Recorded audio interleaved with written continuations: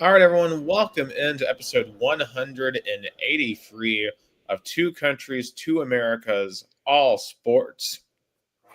This is the June. Sorry, excuse me.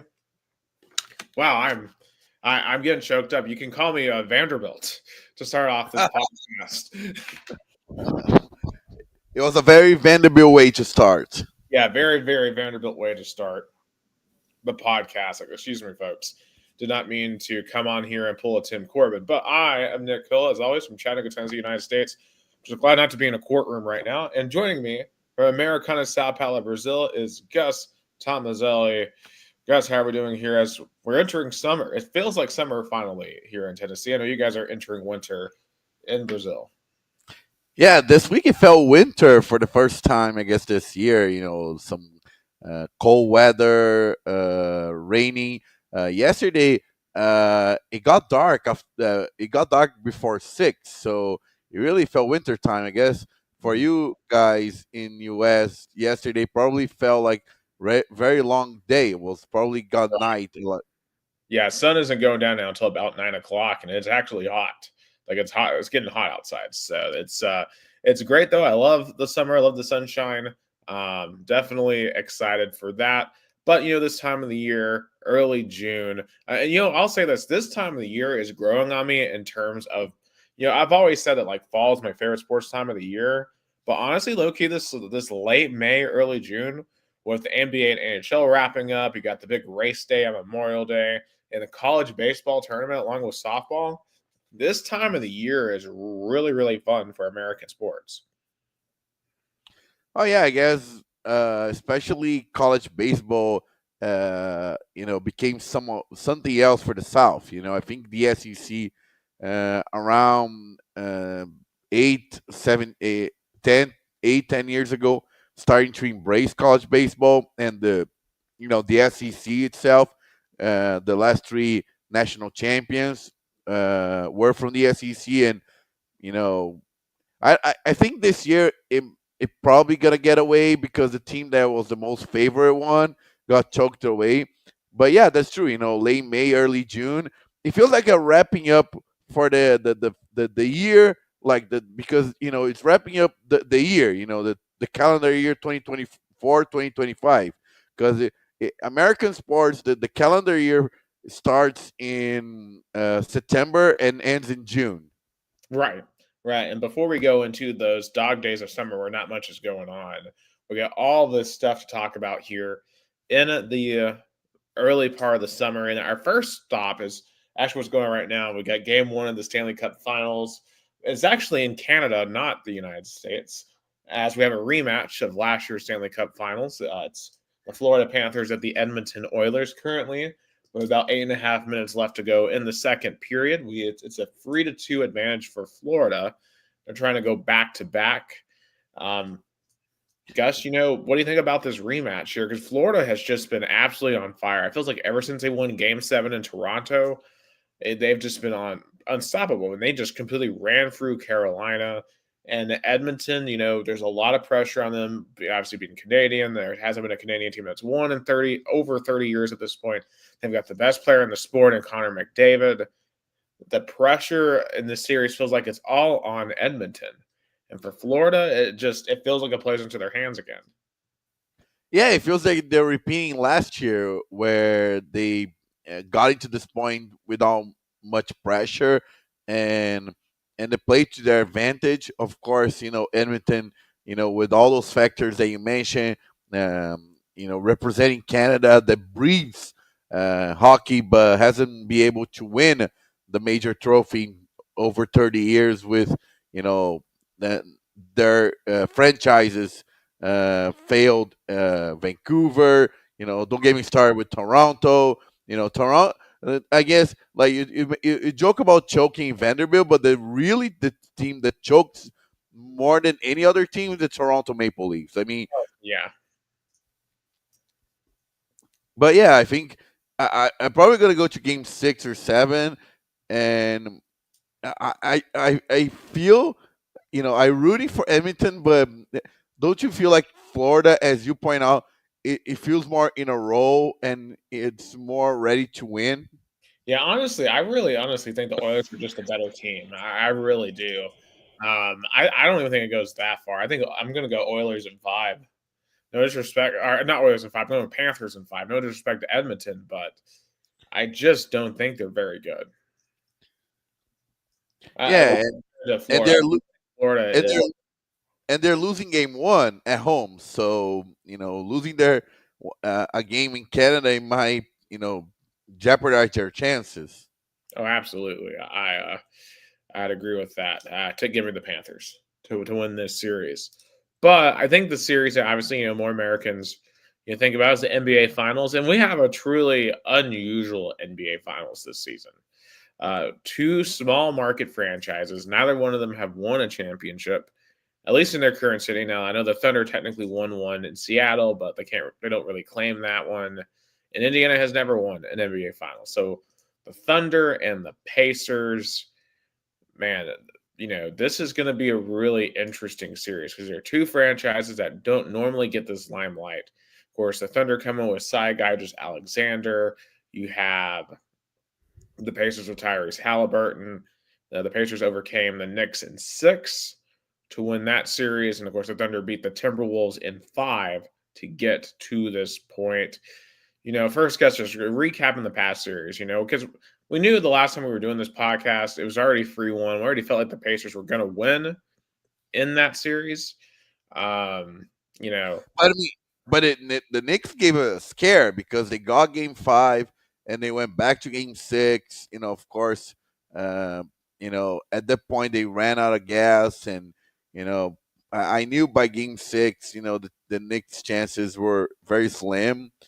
And but what got me really shocked before I even talked to the finals is after another great run and making to the Eastern Conference Finals after 25 years, New York Knicks fire Thibodeau. yeah, That Tom. got me, yeah, Tom Thibodeau.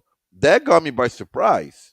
Yeah, this one, it's an interesting move because do I think they've peaked with Tom Thibodeau? Yes. Like, I don't think it's going to get past this point. But I think the thing you have to be really careful of here if you're in New York is especially considering that you're about to hit a cap. Hell, you're about to have, some decisions to make on that front. Who are you going to get that's going to be a more consistent winner than Tom Thibodeau? Because let's be real, this franchise overall over the past several decades, it's gone for periods of being good, being bad, but they've never been the best team because they haven't won the championship in over 50 years at this point. And I'm just curious who they're going to get because apparently they're trying to go after some college names. Allegedly, is the rumor on the street. Allegedly, they try to throw something at John Calipari. He turned him down. Could they go after like a Dan Hurley who turned down the Lakers last year? But would he be willing maybe to stay on the East Coast this time to go to New York? Could they go after like a Jay Wright who obviously has been out of the game for a little bit, no longer coaching at Villanova. He's been on the CBS broadcast for college basketball. But can a college coach come in and win in New York, right? Because one name I've also heard is Rick Pitino. Obviously, currently at St. John's, he literally already coaches in that building. I mean, but he wasn't great in Boston before. John Calipari previously wasn't great in the NBA. Just because you're great in college basketball doesn't mean you're great in the NBA. Like the only ones we've ever truly seen that have been great in both is Larry Brown. Yeah, and Rick Pitino hasn't shown yet that he's totally back. Of course, I'm not saying he done a terrible job at St. John's. I mean, he got the team to the tournament, but maybe if it was maybe 2 or 3 years, maybe he'll have some resume. And and I think he's gonna get St. John's into a better place. But for the New York Knicks, I think it's a risky move to go uh, to the college names because those are several names that you just mentioned are kind of past their prime. John Calipari is one thing when he went to the Nets back in the late '90s when he was this upcoming young uh, you know driven coach that did a fantastic job at UMass. I think now he's on the down. I mean, he's at Arkansas. Of course, he got the Razorbacks to the tournament, but I think the Knicks should really, why not look at some coach at the G League because you know if I'm not mistaken, the Oklahoma City coach were a G League coach. Correct. Correct. So, and there's certainly, merit to that. I'm not going to sit here and act like that I'm a expert when it comes to, coaching candidates in the NBA, right? I know another name is potentially Michael Malone, who just got fired from the Nuggets. He has a title, but then again, you're getting him without Nikola Jokic. I mean, so I don't know. It's going to be fascinating to see what decision they make. New York is cutthroat, and those folks are definitely reeling from what happened to them this past time. And it's funny. Go ahead. I mean, another name that I think is on the market is Mike Bulldozer, who won a championship with Milwaukee. Yeah, but he won that. But then again, you're getting him without Giannis. And when it comes to those coaches, you have to ask, were they carried by their stars? And I feel like they kind of were. So I don't know. Because Mike, for example, in Atlanta, I think he had an overall roster. Of course, his best season was 2015, when he even got Coach of the Year, but he couldn't surpass the LeBron's Cavs. Right, and there was superstars on that team. Yeah, but those are some realistic names, but if you go to this new era of basketball, especially coaches that won in the last decade or in the early 2020s, you're gonna see a lot of coaches that had superstars. That you're gonna have the question: how much is the coach's merit? How much is the star merit? Right. Right. And I think too, as the more and more college evolves to be, of having to have general managers who in the NIL too, I mean, to some extent that could lend itself to being more ready for the NBA as well. So that's why I think you're seeing a lot of these college names starting to pop up in this coaching search. Which is funny because, for example, in college football, the head coach, the coaches are in this era more inclined to go pro than stay in college. But in basketball, you've seen not this trend. Like you just mentioned, Calipari did not want to take the next job, which is a really good job to take. You're going to coach a team that went to the Eastern Conference Finals, that has been consistent in the playoffs, in the last few years. Right. I think at the end of the day, though, like college coaches, when it comes to basketball, you have so much more control over college basketball than you do NBA. Because NBA is so much more about the individual players versus college. And you're only dealing with a handful of players in college basketball. So you can manage that a lot easier. In college football, you're trying to manage 80 different people. And in the NFL, like coaches just have to worry about coaching. Like they don't have to worry about the player personnel like they do in college football. And that's why you're seeing some coaches going out and getting a general manager to deal with that side of things.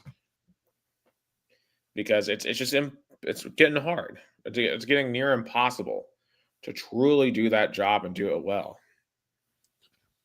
Yeah, that's interesting point. Because when the NIL have more control than ever, because basically a college basketball coach in this NIL era kind of is a GM with no salary cap. Mm-hmm. Yeah, you're the head coach, but also the GM that can get any player they want with no, salary cap limit whatsoever. In the NBA, you need to navigate that. You literally just mentioned that the New York Knicks are going to be in cap hell. Right. In college basketball, you don't have to worry about that. Your only limit is the amount of money that you have. Yeah. Most basketball programs don't have that much money, at least in college. But the top end ones like Arkansas, they've got money. We know Tennessee has money. We know that like Ohio State and Kentucky and Duke and all these places have money to spend. So yeah, going to be a very interesting search for the Knicks. But kind of circling back around the to what happened to them last week. This was pretty much exactly what Jason called on our podcast 2 weeks ago. That basically the Pacers were going to run them out of the gym effectively because the Knicks could not keep up with their pace. They couldn't score with the Pacers. They tried to make some of the games ugly, in terms of making it really slow, lots of fouls. And it just ultimately didn't work because the Pacers were able to attack the basket. They were able to control the pace, especially there in Game 6 in the second half, and it got away from the Knicks. They were going to have to shoot lights out basically every night to give themselves a chance against that type of pace, and they just weren't able to do it because outside of Jalen Brunson and Karl-Anthony Towns, that roster just isn't filled with shooters. And when you're playing a team like the Pacers, or imagine if they played the Thunder, it just wouldn't have worked. And I think the Pacers need to go, or the Knicks need to go out and get themselves some more shooters. And plus, Thibodeau, he's just so defensive minded that he almost reminds me a little bit of Rick Barnes to the sense that you're so worried about defense that sometimes the offense suffers. And that's what we saw with the Vols this year, right? The reason why we didn't make the Final Four is because we couldn't hit anything against Houston. Yeah, that's fair. I mean, it's a great point because, and also Jason mentioned something in the podcast that ended up happening is he ended up overusing some players and ended up, kind of what I said, running out of gas. Right. Because you haven't built the bench depth to do so, and the Pacers had the bench depth to do that. So that's why the Pacers won that series. And I will say, just obviously knowing several Pacers fans, I mean, those folks, that one meant a lot to them to get to the NBA Finals. First one in a quarter century, and also for Oklahoma City too, right? For both of these franchises, Indiana, this is what we call, as Rick Carlisle said in the post game, in 49 states it's basketball. In Indiana, it's different, right? Indiana is uniquely obsessed when it comes to basketball. Oklahoma City is a little different, right? Not a state that we normally think about when it comes to basketball, but the Oklahoma City Thunder have been, since their inception, a very competitive franchise. We know what they had initially with Kevin Durant and Russell Westbrook and James Harden, and they made it those finals back in 2012, and they had several opportunities, especially when they were up 3-1 on the 2016 Warriors, the 73-9 team. They had them on the brink, and they couldn't finish that deal, and that's when the team fell apart. But now they're back a decade later with Shai Gilgeous-Alexander, who I must say, I did not know this until today. He went to high school in Chattanooga. He went to Hamilton Heights Academy, which is an elite private school here, and they recruit people from all over the world. I don't really even consider them a true Chattanooga school just because, you don't have any local kids there. So I don't. Yeah, I get what your point is. They're physically located in Chattanooga, but the people there are not have so much ties to Chattanooga. Exactly. I don't even know where their campus is. So I don't. Whatever. But he technically went to high school here. So, SGA, obviously leading the way for Oklahoma City, but they have guys like Chet Holmgren, Jalen Williams, Alex Caruso. Used to be on the Lakers. They just have a very solid squad over in Oklahoma. Now, obviously for the Pacers, this has just been a Cinderella. I don't know if I want to say a Cinderella run, but it's been certainly a magical one. The comeback in Game 6 against Milwaukee, the comebacks in game 2 and 5 on the road in Cleveland. Obviously, what they did in game 1 in New York. Just these have been the cardiac kids for the Indiana Pacers, and they aren't pretty all the time. And I'll say this, especially watching with Pacers fans in some of these games, what I've noticed with the Pacers is they tend to they go through spurts where they want to force up a lot of threes. And the Indiana Pacers are at their best when they are driving to the rim and either shooting at the rim or kicking out to get open threes. When the Pacers get into ruts where they want to shoot a ton of threes, that's when things go downhill. Same goes for Tyrese Halliburton. When Halliburton is feeling himself and he's driving to the rim, he is as good of a player as anyone in the NBA. But there are times where he's not that aggressive. And when they're playing against a team like OKC has the best defense in the NBA. Indiana has the best offense going into here. One of my big concerns in this series for Indiana is, can they remain consistently aggressive even when they get resistance? Because they're going to get resistance in this series. Oklahoma is a very good defensive team. I think for Indiana, the key, first and foremost, is to never lose your aggressiveness on offense. Always attack the rim. Because if you fall into a trap where you start shooting a ton of threes, we saw this with the Vols this past year. I don't think it's going to end very well. Like, you have got to be aggressive. Two, can your role players come up again, right? Because, Tyrese Halliburton's great, but we saw Aaron Nesmith have massive moments in the last series. Pascal Siakam, he was the MVP of that whole series. I talk a lot about Tyrese Halliburton, but Pascal Siakam is every bit as good. That dude was making all kinds of clutch shots throughout the Eastern Conference Finals. Like, he's going to have another massive series. And frankly, Siakam will probably be on, him and Nesmith will probably be on SGA. That's going to be a fascinating matchup. Also, the X factor and the player I'm most concerned about here for Indiana is Miles Turner. He is going to go up against like Chet Holmgren. I'll be interested to see how that works, because I just feel like Holmgren, he stretches the floor a lot, and Miles Turner does too. But which player stretches out the floor more? And more importantly, which players can hit more shots? Like, Miles Turner, frankly, in my opinion, did not hit a lot of shots in this past Eastern Conference Finals. But the value that he brings is stretching out the floor. But Chet Holmgren can match him in that. So it's going to be a fascinating series. I see a lot of people like, oh, the Thunder are going to win and are going to sweep. No, I don't think some people realize, because they see the names Oklahoma City, Indiana. They think it's going to be a boring series. Guys, this is I think the most exciting playoff series that we have seen in several years. I think you're muted, Gus. And how crazy you have NBA Finals that truly legitimize the end of an era. No LeBron, no Steph, no KD, no Paul George, no Kawhi. It's like those incoming stars like Halliburton, SGA, and Oklahoma City had a merit when they they had the end of an era with KD, Westbrook, and Harden to really rebuild. And also funny is that they, unlike the Philadelphia 76ers, they truly had a process to rebuild, but did not have a nickname or had to publicize. They just went up and do it. Oh, for sure. And these two teams have re-emphasized team building. They've brought back just solid team basketball.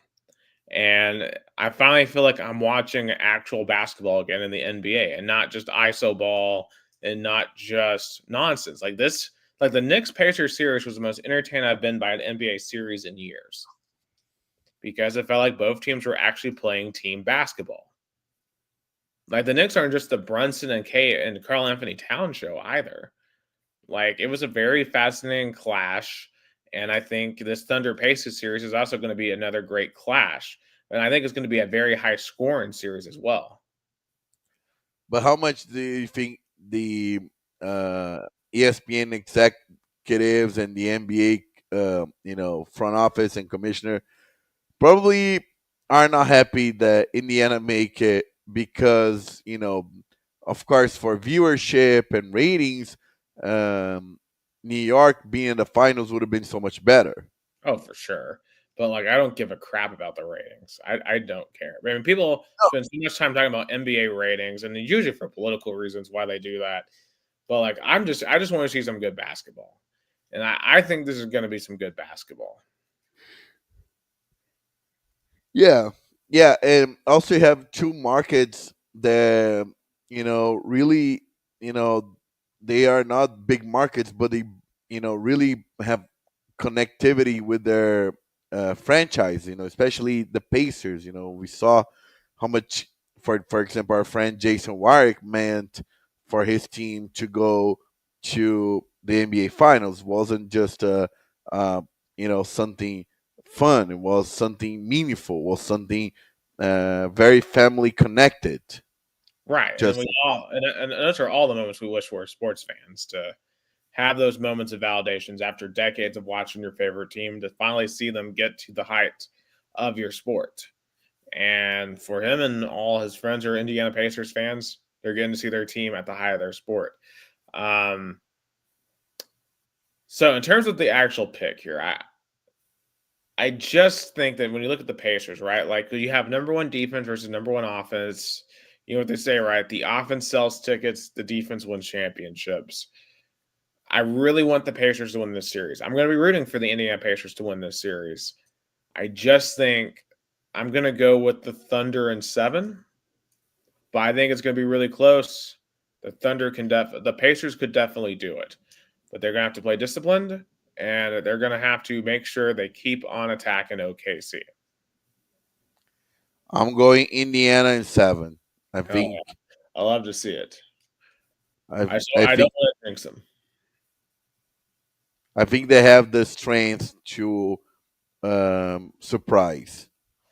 Absolutely. I think it's going to be a great series. Game 1 tomorrow night. All right.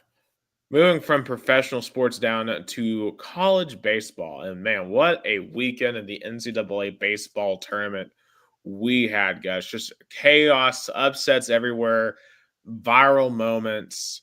I mean, the NCAA baseball tournament every single year becomes a bigger and a bigger deal. It feels like because it is truly like I'll say this at this point. I think the NCAA baseball tournament is more entertaining than March Madness. Yeah, we can see that, and because it's a playoff, but it's not a one game kill. I mean, Tennessee lost and had a chance to come back. That's a, it's good about it. It's not a has. I think the NCAA baseball tournament has the right amount of teams because it's not really tight as the college football. There, of course, in the past was 2, then was 4. Now you have the 12-team playoffs. But in March Madness, so much teams that you have to do those do or die games. But in baseball, you have the chances of losing and still advance. Oh yeah. Yeah, and but like you don't have a lot of room for error too. Like especially in the opening game of any series. Like you just don't have room for error, but like you have chances to redeem yourself if you lose early on. Of course Arval's right. You know, Tennessee baseball 5 straight super regionals. You know, they had to overcome a loss Sunday night to Wake Forest to beat them again on Monday. And I just for Tony Vitello, right? Like we won the national title last year. So you would say the pressure is really not on the team this year because I mean, they just won it all. But like to follow it up, you know, in a year where we've been down, we've not won a lot recently. We've lost 5 straight series in the year. But you know, they kind of got it together last week. They made the semifinals in Hoover and then come back to make the super regionals again. Like it just shows much how built for the playoffs we are, how built for this tournament. This is a program that is built for the tournament because you know the feeling I had as a fan, Gus, last week when the tournament was coming was, all right, it's now the real season's actually here. Like this is what like I feels like maybe to be like Ohio State or Alabama or whatever in football, right? Like this is the actual season. This is when it actually matters. Like March, April, May, like okay, I would like to win then too, but like this is when trophies are won. And thanks to one coach, Tony Vitello, uh, you know, because I believe he was hired. Yeah, it's gonna be Eighteen, in so it's 3 days. In 3 days, it's gonna be 8 years. wow. Yeah, he was hired on June 7th, 2017. Yeah, the only good decision of John Curry was to hire that man. And Yeah, so ironically, John Curry is going to actually come back up here in just a minute. But yeah, but what Tony Vitello has done with this team and just done with this program, and we are continuing to play at a very high level. Um, I mean, you yeah, got but to Liam Doyle. Well, yeah, no, I was gonna say he changed the way Tennessee fans see their college baseball team because when I remember when I got to Knoxville, college baseball was something that you go maybe once or twice, but they're gonna do okay or even bad at the SEC tournament, not even make the NCAA tournament. But now, as you said, Tennessee has been in 5 straight NCAA tournaments and is on the route to go to another World College World Series. oh yeah, yeah, and of course, actually, our road this year is going to be pretty hard. But I just kind of want to highlight some of the performances because, like, especially Liam Doyle. I mean, to pitch 111 pitches on, or 104 pitches, whoever it was, on Friday against Miami, have 11 strikeouts, and then to come back 3 days later in what would normally be his bullpen session to throw 31 pitches against Wake Forest to close out that game. I mean, and think about this. He's about to be a top 5 pick probably in the NBA or MLB draft. Like, he could have fronted his arm doing that, but he came out because he wanted to win for his team. And I think for Tennessee fans right now, considering what we've gone through the past couple of months with some players in other sports, to see a guy come out and give his all like that for Tennessee, I mean, I just think that resonates extra right now, especially He a superstar like that. he truly embraced the mantra, the logo that you have on the in Neyland Stadium locker room, and even so merchandise. I will give my all for Tennessee today. Yes, he did give his all for Tennessee today, and he's going to give it all again this week. And and overall, too, the offense played very well throughout the entire weekend. Pitching is still not great in the bullpen. The defense had a couple of errors. They're still not ideal at all. Andrew Fisher had a great weekend.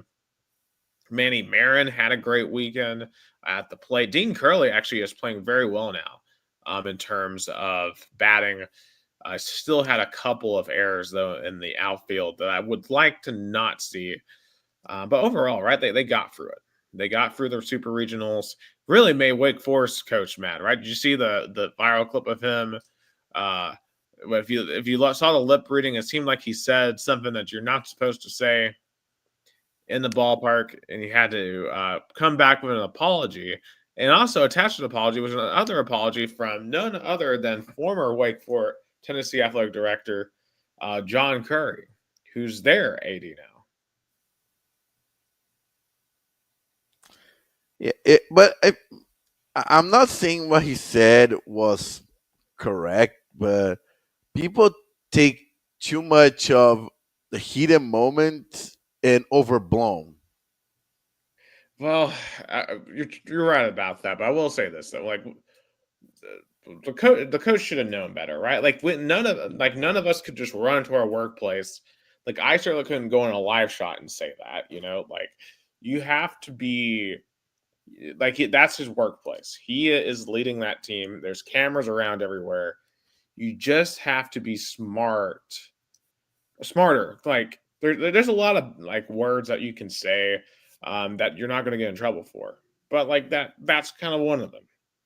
So you know, I get why. Like I don't think he should be fired for it. There's some people I've seen calling for that. Like I wouldn't fire him over it, but you know, definitely a lesson. He's a lesson that he needs to take with them, just because there's a lot of people who don't appreciate when you say that word, right? Like if you say like other slurs, like if you said a racial slur or something, like that would be something that would be fireable. And in a lot of workplaces, that's just a big no-no. So, and I get it, like this is a man's sport. This is, um, you know, emotion, heat of the moment, as you said. But yeah, I mean, stuff like that gets caught on camera. You're gonna have to be smart. Like every time I'm on the news, right? Like every time I'm around a camera, I assume that thing's on. I don't know what's going to be shown. Like you just, when you're in a place like that, you have to assume that every action is going to be recorded. I mean, heck, anytime out in public, basically, I pretend I feel like there's always someone that could record, like because people record random stuff all the time. And, Yeah, like I you see the think TikTok and stuff. yeah, it's so funny right now that uh, I know we're going even beyond sports, but you brought up a great point that in today's modernity and electronic era where everybody has a device that probably you need uh, I mean, think about it 25 years ago to do what a, basically a basic smartphone, I'll say the new iPhone, just a basic one. You needed a heavy video camera. You needed a really, you know, probably heavy photo camera. But now with your phone, you can record every and TV broadcast too. Their hot mics are positioned everywhere in the stadium. Even heck, in baseball even more. Coaches do interview during the game. You don't see that in basketball or football. Hmm. Yeah, yeah. I mean, it's just you have no privacy the moment you step out of your home. It's just the thing to think about, and it's just a reminder in general that, especially as someone who's on TV every day here in Chattanooga, I know that I have to be extra cognizant of that. Like I know for you, you have to be extra cognizant of that because we Oh represent yeah, nations, we represent people. So, yeah, so, yeah. For it's for example, I'm gonna talk about probably in the Brazilian section, but um, even when our team posts stuff that you did it yourself, but you are part of the communications department. I even got messages, questioning me about it. So when you represented or connected or affiliated in sports with a team, no, or even a TV station, you're connected to the actions. oh for sure. Um, yeah, kind of moving it back to baseball though. Obviously, Tennessee moving on to play Arkansas in Fayetteville. This is going to be an incredible series because, man, talk about the absolute cinema of this. I I mean, think I think for overall the season, advancing this series, it's already a successful season. Doesn't matter what happened in the College World Series. I think eliminating a program that you know with so much beef in the recent years, just eliminating Arkansas, I think it's a successful season. right, and we talked about this last week. I definitely feel like Arkansas will definitely have way more pressure on them in this series to win. Like they do have so much pressure to win in this series because they still don't have a championship. Dave Van Horn is getting close to retirement. Like he doesn't have that many chances left. Um, a lot of Arkansas fans seem to think they can still Tony Vitello when Van Horn leaves. You know, but now they're going to face Vitello in this series. Um, really, the key for me here to beat the Hogs is defensive errors can't exist. You just please find a way to have a weekend with limited defensive errors. Because if we're constantly having defensive errors, then it's going to be not the result that we want. But I think all the pressure's on Arkansas. I think that we can go into Fayetteville and win in free. Me too. I believe that too. And speaking of picks, Yeah. So let's go through all 8 of these, okay? So, and we can talk about some of the upsets as we go through. So, starting at the bottom left, here we got our okay, let's go back up to the top. So, all right, top. all right, we'll go top. So, first and foremost, we got to talk about some of the people who choked this past weekend. Vanderbilt. Man, yeah, losing to Louisville is one thing, right? Like Louisville's a good team. But oh my gosh, they didn't just lose to Wright State. They were down 5-1 to Wright State for most of that game. Their hitting didn't show up. Their offense, like they were so good in Hoover last week, but then they come out in Nashville and just completely fall apart offensively. Like it's so funny because they were the 1 seed this year, right? Like Tennessee was the 1 seed last year, won the entire dang thing. They can't even make it to their own regional final. I mean, I think And for Vanderbilt, shows that they are no longer the preeminent college baseball program in the state of Tennessee. yeah, and I was gonna say, like, Vandy was supposed to be the baseball school. It's Kentucky in basketball, Alabama in football, and Vanderbilt in baseball. But definitely, those that dynamic that probably was strong 10 years ago, especially for Vanderbilt, is not there anymore. Right. And hey, Louisville, shout out to Jason Warwick just had one heck of a weekend, right? Like the Pacers win, the Cards win, and the Vols moved on as well. And they're going to be playing Miami, who came out of Hattiesburg, because Alabama went 0-2 in Hattiesburg, so that's pretty funny, right? And then Southern Miss once again hosting another regional / super regional in Hattiesburg, and they don't win it. Man, every time they give those people down in Hattiesburg that don't have an Applebee's hosting the site, they can't win it. I guess too much pressure for them. Yeah, I think it's just way too much pressure for Southern Miss to host there. So Miami's going to go to Louisville this weekend for a chance to go to the College World Series. Who do you have in that match? Give me the Cards. Yeah, I like Cards in 2. I like the Cards to sweep. Now, top right, real quick, where UCLA versus UTSA, we got to talk about the Horns. What happened to Texas? I mean, Jim Schlossnagle, right? Like a day after he loses to Tennessee in the national championship game, he spurns A&M for Texas just to go over there and have an amazing regular season, but then get swept by UTSA. But Yes. I don't know if it was you or even Jason that mentioned that UTSA could have done some damage. Yeah, I think Jason probably mentioned it, but man, like just a disaster for Texas, right? And like Texas A&M was horrible this year. They weren't in the tournament. Like I felt like Texas had a real opportunity here to really go on a run, reestablish themselves as the true baseball power of Texas, but they truly squandered it with blowing this regional. And it just boggles the mind that they lost that series. But UCLA, though, I'll be surprised. I'll say this: they got through their regional with ease. Like they dominated UC Irvine and Arizona State. UCLA looks very stout right now, and UTSA obviously is a very talented team, and that's going to be a very interesting series. But I'm going to take UCLA in 3 to win in Los Angeles. UCLA in 3. Okay, let's move down to the next pair. So we have Florida State and Oregon State both held serve at home. Oregon State looked like they were going to choke that away. They lost to St. Mary's on Friday, but they were able to fight all the way back to win. And Florida State swept the whole weekend. So we're going to be in Corvallis here. Florida State and Oregon State. Who do you got?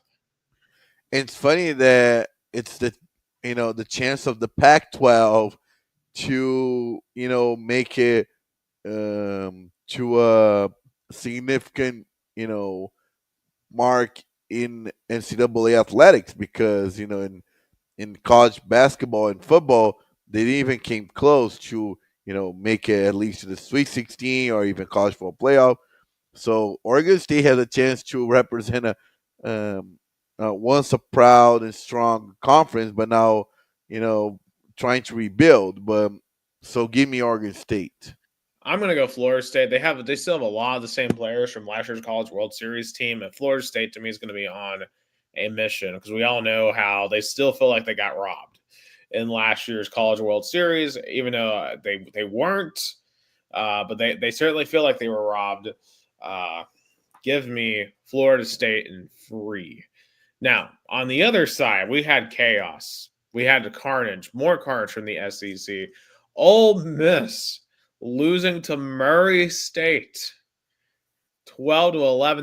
They were talking about like the Swayze crazies, like smashing beers and doing all kinds of antics out in the outfield in Oxford, Mississippi, but they can't even get past Murray State. And by the way, this is the third straight year a Missouri Valley team has advanced to the Super Regionals because 2 years ago you had Indiana State. Last year you had Evansville. Of course, Tennessee beat in the Super Regional last year. The the Missouri Valley is just on fire right now in college baseball. Yeah, college baseball, you have those, you know, schools that in other sports don't have a chance, but in baseball, they ended up, having a playing level field. Right. So, we just mentioned UTSA as well. UTSA and Murray State in football don't even came close to a playoff, significant playoff. Right. And the Ole Miss fans are super interesting because they did win a title 3 years ago, but they complain that overall Mike Bianco, their head coach, is an underachiever. They're like, yes, outside of that one miracle championship 3 years ago, he has stunk in the postseason. And once again, this was another stinker for Ole Miss.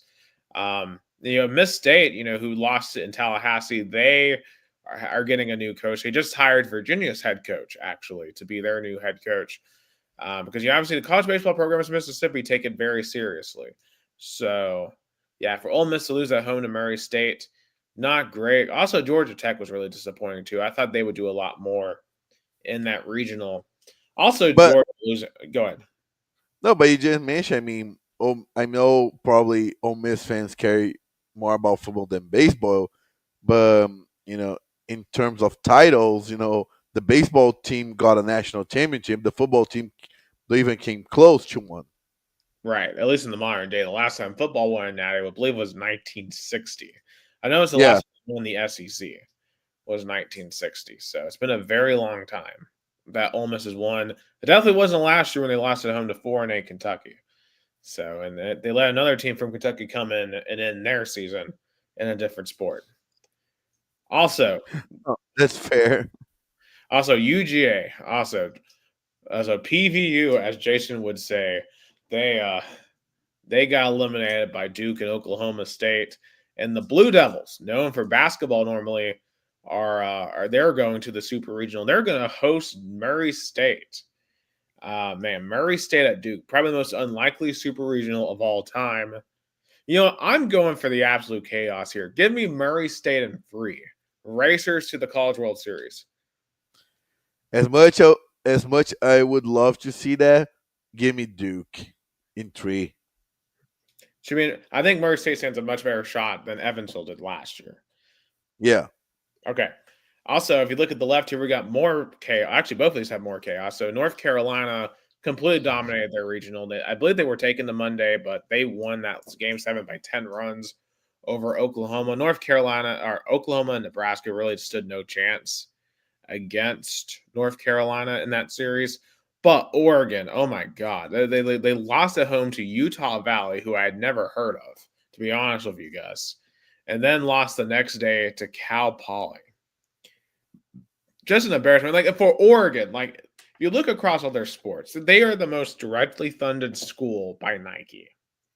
And in football, they get absolutely ran out of the Rose Bowl by Ohio State. Basketball didn't really do that much in the postseason. And now their baseball team gets just, they don't win a single game in their regional. Is Oregon like the most overrated athletic program in the country in terms of I, postseason results?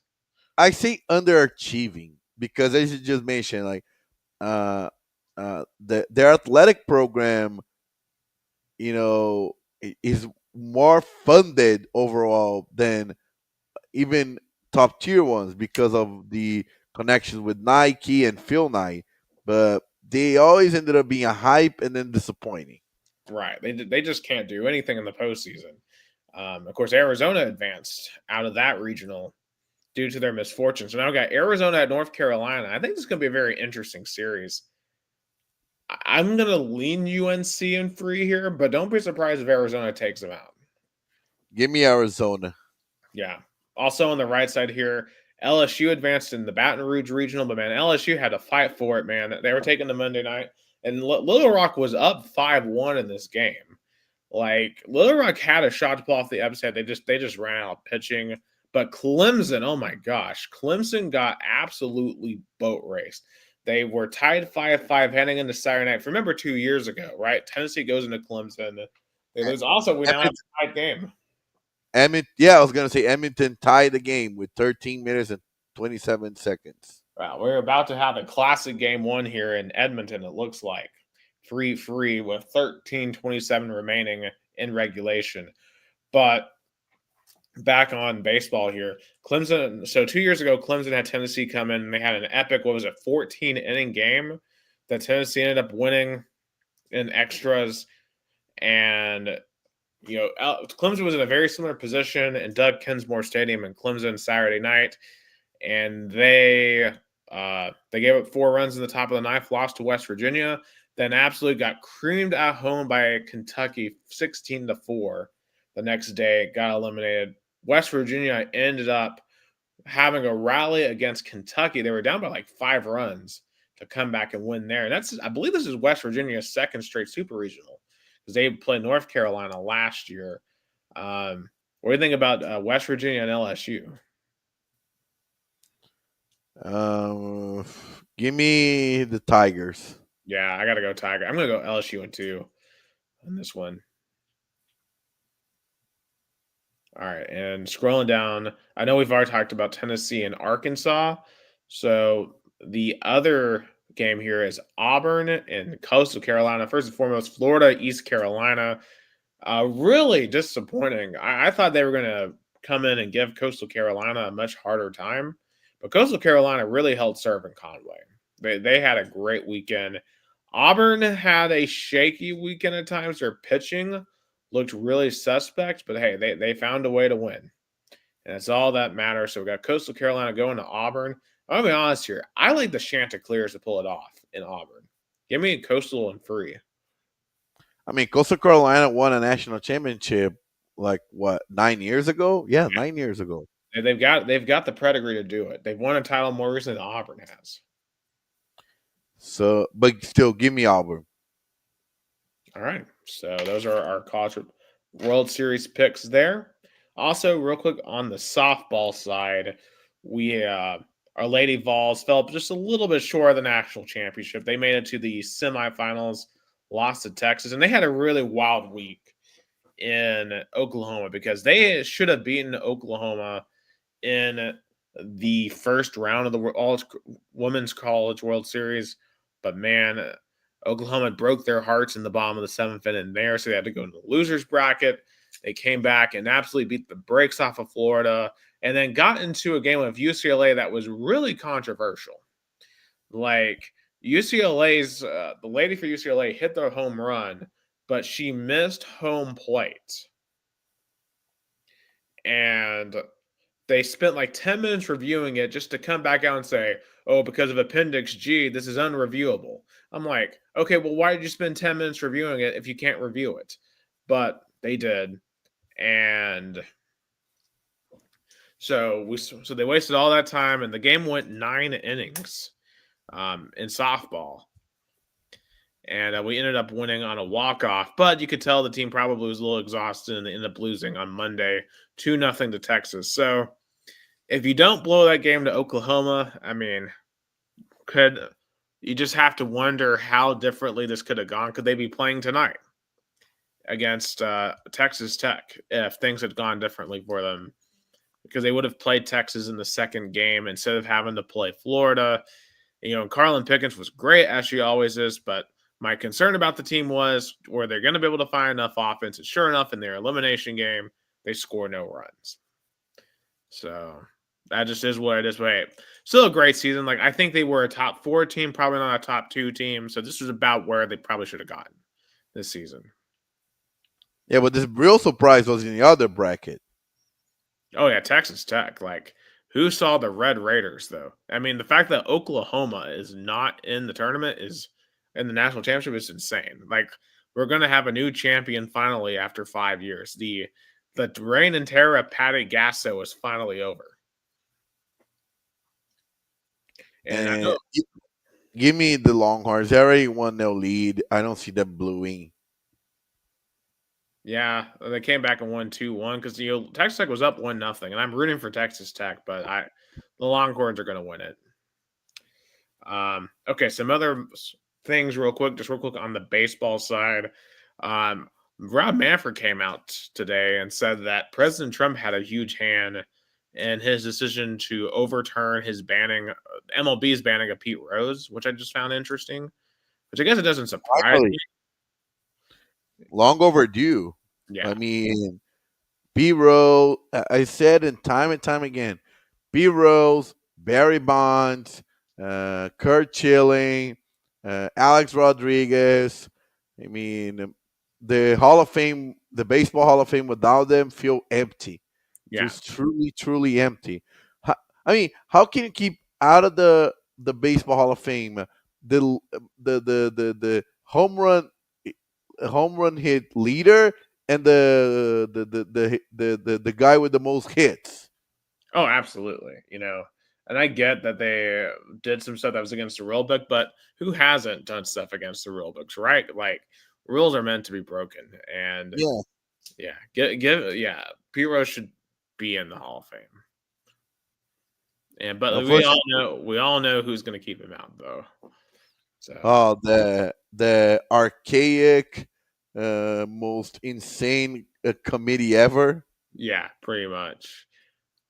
Oh my God, our sacred sport. I don't know if you saw this, but Chipper Jones he had this veiled tweet about, like, moving forward, I'm only going to watch certain teams in college baseball that actually respect the game, because some of these teams don't respect the game the way that it should be played. I'm like, okay, well, how should baseball be played? I thought this was a game. I thought this was supposed to be fun. If teams want, and he didn't mention Tennessee by name, but I feel like he's talking about Tennessee, Yeah, I think the personality of Tony Vitello scares a lot of people. Yes. Yeah, that's just baseball in general. But they think baseball should be like this boring sport, and that's not how it should be at all. Like, baseball is fun. Like, college baseball is so much more fun than the MLB because there's personality and there's fun in it. Okay, real quick, college football. So obviously there's still all kinds of debate over the future of the playoff format, and there's just right now all kinds of posturing back and forth between the SEC and the Big Ten. Of course, last week we talked about Greg Sankey threatening to break away from the NCAA, and now you have Ryan Day coming out today and saying that the Big Ten themselves deserves 4 playoff spots. Of course, we've seen the automatic qualifying spots for both SEC and Big Ten potentially being 4 apiece. Of course, we have this 5+11 model floating around. It just seems like right now it's one big politicking game, Yeah, it's a wild time because, with this consolidation era, and definitely more than ever, the SEC and the Big Ten wanted to call the shots and consolidate, especially the Big Ten that absorbs some big brands, and the SEC that has been dominating college football in this 21st century. Yeah, it's certainly going to be fascinating to see who chooses which way they go and when they choose it. Last thing on the American side of things, Ryan Blaney won the national race this past weekend, but the real story is Carson Hocevar, who finished second, the young gun, only in his second year of Cup Series racing. He, you can say, wrecked Ricky Stenhouse Jr. in the second stage of the race. He took the lane on the bottom lane, and he came down, and Stenhouse came down in front of Hocevar and just and Hosfar did not lift, and there's a lot of discussion of whether or not he's too aggressive. To me, in NASCAR, like this is a sport built on guys like Dale Earnhardt who were aggressive. I don't mind drivers being aggressive. That's just my take on that. Also, one last step before I turn up on soccer, uh, FIFA is lowering the ticket prices of the Club World Cup because of low demand, apparently.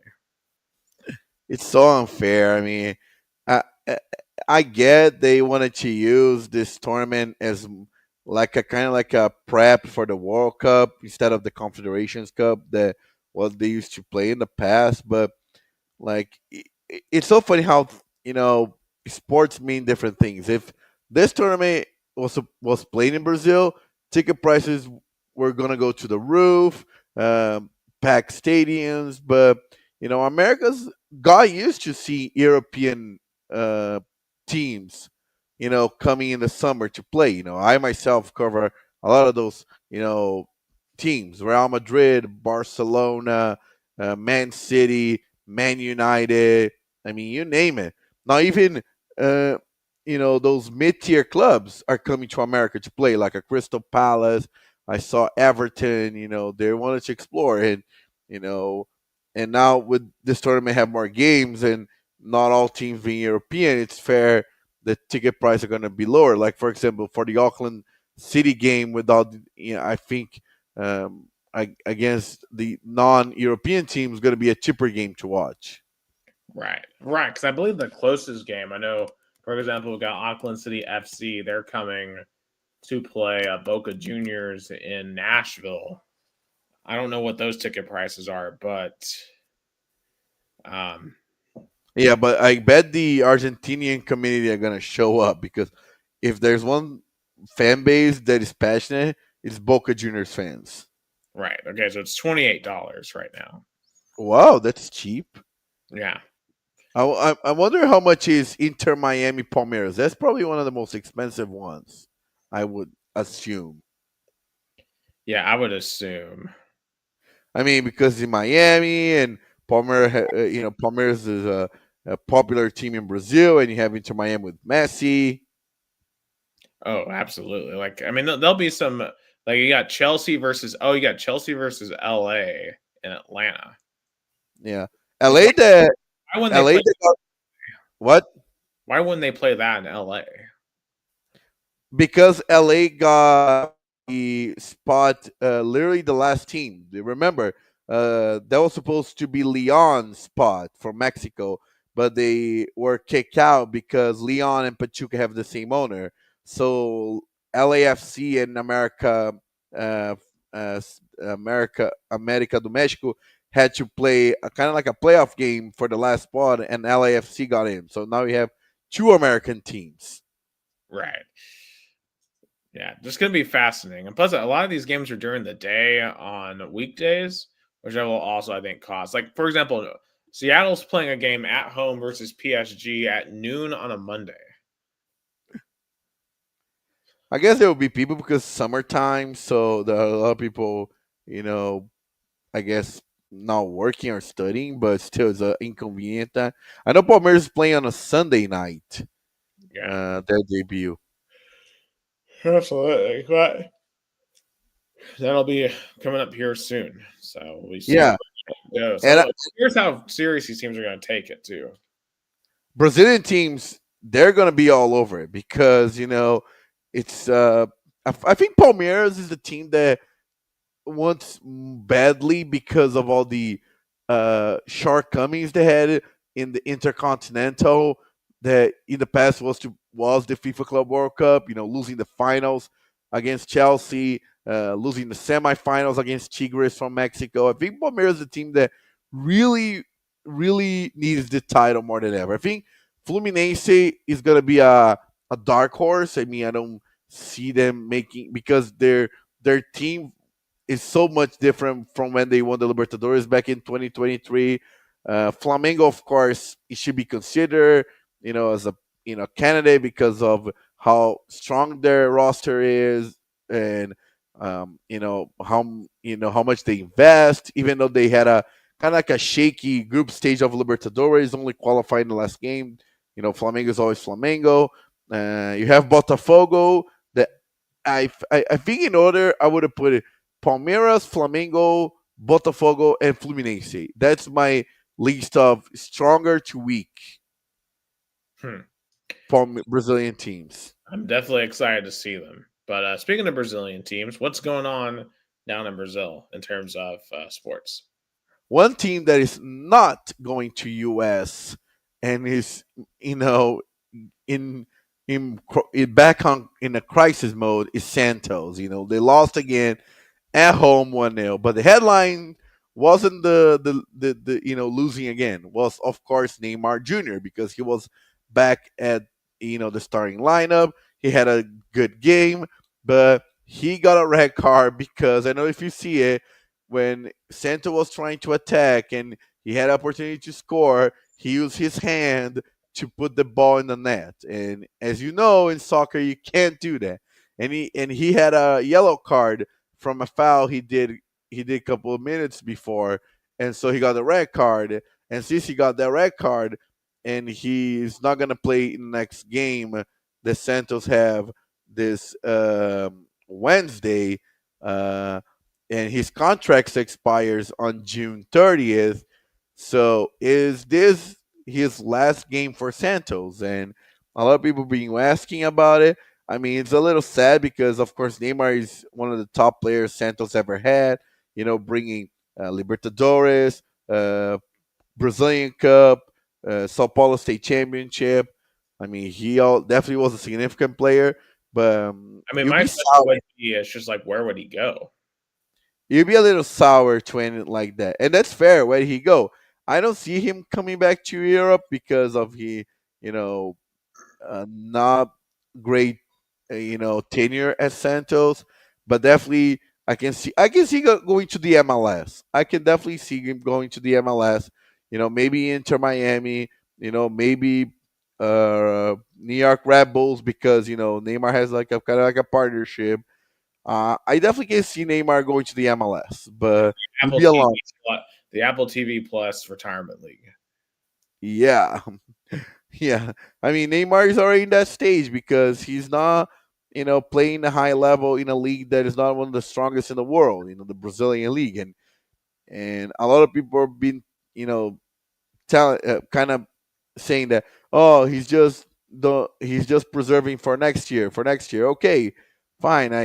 I think he should be at the Brazil lineup. He should be called uh, for the World Cup. But the more time goes, the more I have concerns about his physical, state and how Right. much. You don't want him to absorb a spot from someone who's younger and more energetic.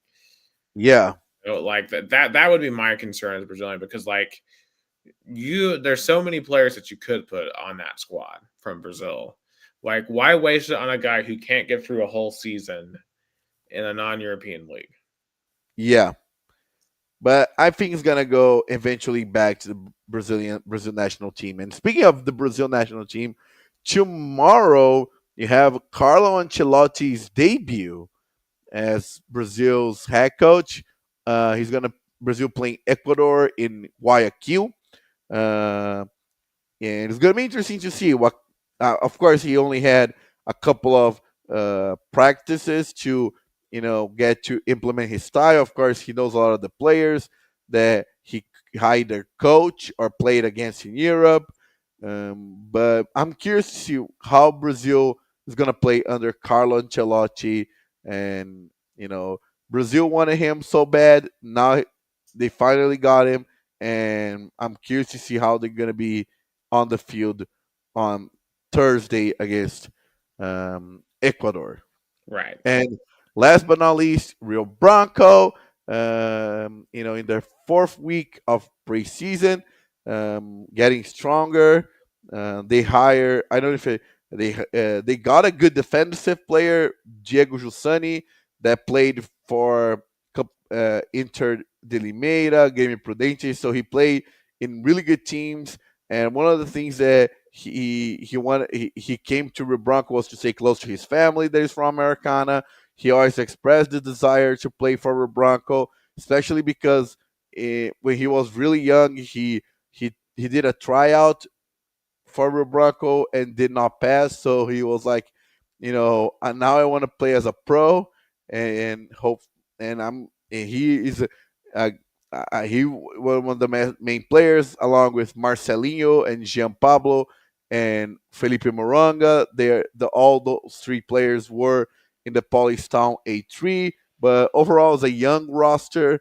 There's several players from a loan from Capivariano that just got promoted to the first division in the state of São Paulo. So we'll see what's going to happen. Rio Branco debut on Saturday, June 14th, 3 p.m. Brazil time, 2 p.m. Eastern time against Primavera. It's going to be a lot of fun. I'm definitely Vamos Tigre, excited to see them get back into action. But now you only have the option to watch the this poli this the Federação the Polícia State Federation broadcast, because I'm not gonna be broadcasting for Rio Branco TV. I'm gonna be more in the field row, filming more, like kind of like filming behind the action things, and filming goals and stuff on the field. Okay, well, that's certainly good for me to know for sure. Yeah. Yeah, definitely excited to see it come back though. But that is all the time that we have tonight for episode 183 of Two Countries, Two Americas, All Sports. For Gus Time Zone Americana about Sao Paulo, Brazil, I am Nick Hill in Chattanooga, Tennessee, United States. Thank you so much for watching. Have a